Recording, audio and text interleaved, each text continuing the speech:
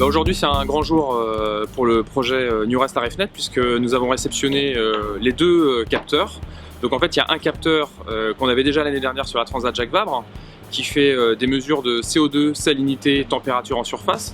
Et la grande nouveauté du jour, c'est qu'on accueille le nouveau capteur microplastique qui va permettre de faire des mesures de présence de microplastique dans les océans du globe pendant le Vendée et dès la course vers le cercle polaire arctique en juillet.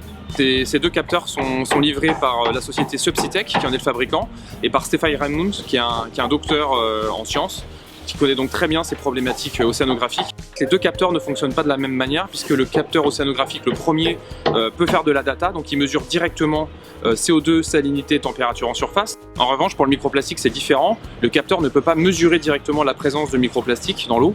Donc en fait, il y a des systèmes de filtres, 3 filtres avec des tamis de tailles différentes. Et ces filtres piègent les microplastiques. Je dois changer ces 3 filtres toutes les 12 heures. Et à l'arrivée de la course, les scientifiques sont là, récupèrent ces filtres, les analysent et ensuite en font des datas. La communauté scientifique est très intéressée par les datas qui émanent de nos bateaux pour plusieurs raisons. La première raison, c'est que notre bateau est propulsé par des voiles. Donc à la différence des bateaux scientifiques propulsés par le moteur, il n'y a pas cette pollution thermique qui vient troubler les mesures.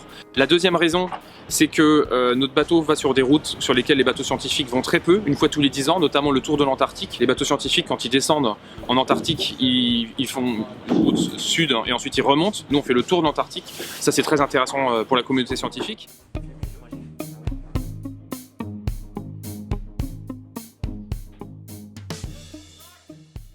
À l'arrivée du Vendée Globe, je me suis assez rapidement demandé, comme je partais sur un prochain Vendée Globe, le sens que je voulais donner finalement à mon engagement de marin. Et assez rapidement, j'ai eu envie de m'engager pour une cause qui me dépasse. Et donc il y a eu ce projet de capteur qui est arrivé assez vite, grâce à Honnête et Éléphant Bleu notamment, qui ont permis le financement.